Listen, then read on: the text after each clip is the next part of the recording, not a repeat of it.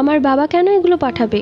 আপনাদের যা যা দেওয়ার কথা ছিল সবটাই তো দিয়েছে। আমি আসলে প্রচন্ড রেগে গিয়েছিলাম সেই লোভী মহিলার কথা শুনে। সেই রাতে আমার শাশুড়ি মা আমার গালে চড় বসিয়ে দিল। এত জোরে চড় মেরেছিল যে মনে হচ্ছিল আমার দাঁতটাই নড়ে গেছে। আমি তার চড় খেয়ে বিছানার উপর পড়লাম। এরপর তো আমার শাশুড়ি মা খুব চিৎকার চেঁচামেচি শুরু করে দিয়েছে। কোন ফকিন্নির মেয়েকে আমার বাড়িতে নিয়ে এসেছি বউ? আমার ছেলের জন্য কত ভালো ভালো মেয়ের সম্বন্ধ ছিল, কত সুন্দর দেখতে তারা। এক একটা মেয়ে ছিল পরীর মতো। ওদের বাবারা এতটাও ছোট লোক ছিল না, মুখে চাইতে হতো না, সবকিছু পাঠিয়ে দিত। কিন্তু এই ছোট লোকের মেয়েকে বিয়ে করিয়ে আনিয়ে মনে হচ্ছে সবচেয়ে বড় ভুল করেছি। শুধু বিয়েতে 5 লাখ টাকা দিলেই হলো?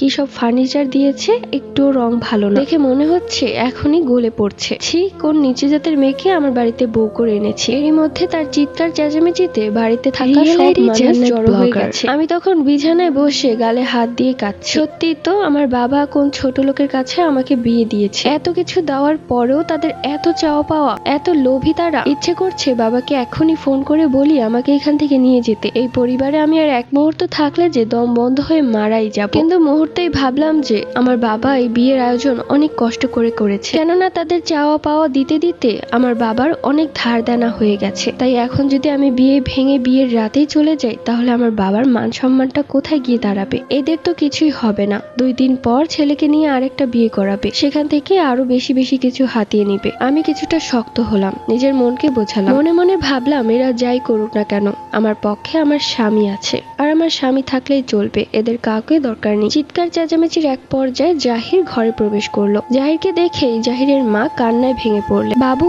দেখ, কোন মেয়েকে আমাদের বাড়িতে বউ করে নিয়ে এসেছি। এই মেয়ে তো আমার মুখে মুখে তর্ক করছে, আমাকে খুব বাজেভাবে কথা বলছে। আগে যে জাহিরের মুখে ভদ্রতা এবং চুপচাপের লক্ষণ ছিল সেটা মুহূর্তেই কেটে গেল।